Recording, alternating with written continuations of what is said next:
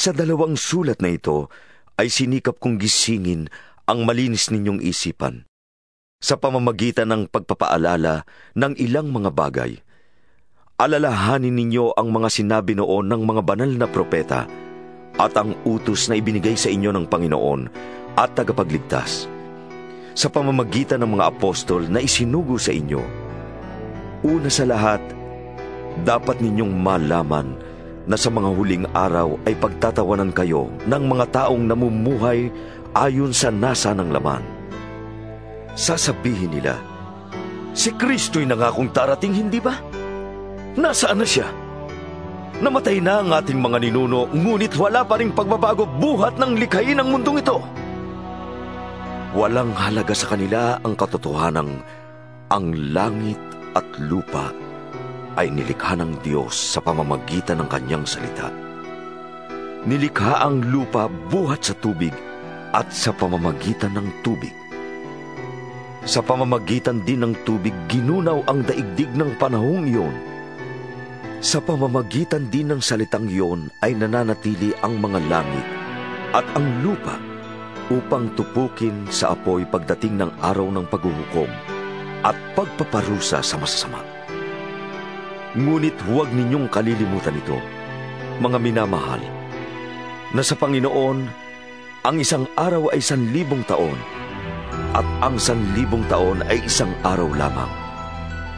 Ang Panginoon ay hindi nagpapabaya sa kanyang pangako, gaya ng inaakala ng ilan. Hindi pa niya tinutupad ang pangakong iyon alang-alang sa inyo. Binibigyan pa niya ng pagkakataon ang lahat na makapagsisi at tumalikod sa kasalanan, sapagkat hindi niya nais na may mapahamak.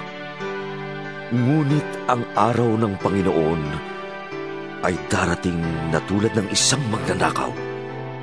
Sa araw na iyon, ang kalangitan ay biglang mawawala, kasabay ng isang malakas na ugong.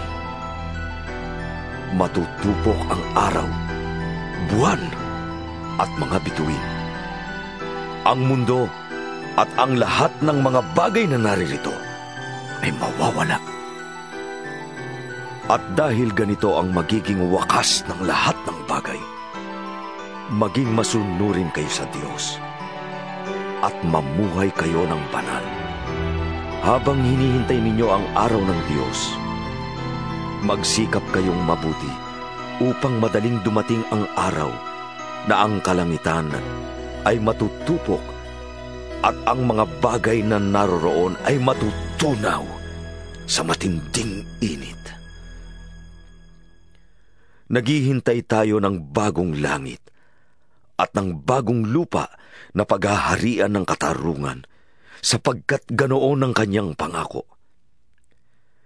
Kaya nga, mga minamahal, habang naghihintay kayo, sikapin ninyong mamuhay ng mapayapa, walang dungis at kapintasan.